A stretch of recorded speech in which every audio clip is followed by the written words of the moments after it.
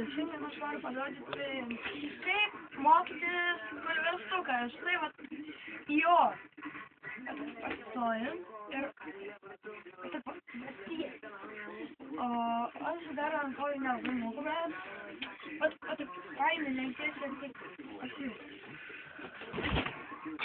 Vat pirmoji pamoka. Bet kita pamoka buvo su tokia.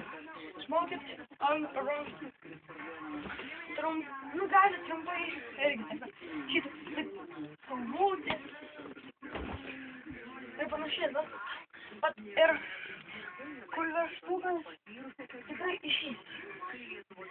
Ir vat tiek. Vat antroji pamoka.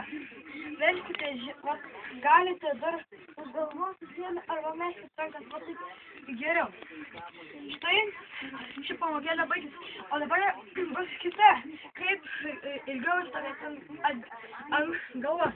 Vat jeigu dar jūs pradinu, tai jėmat, tai.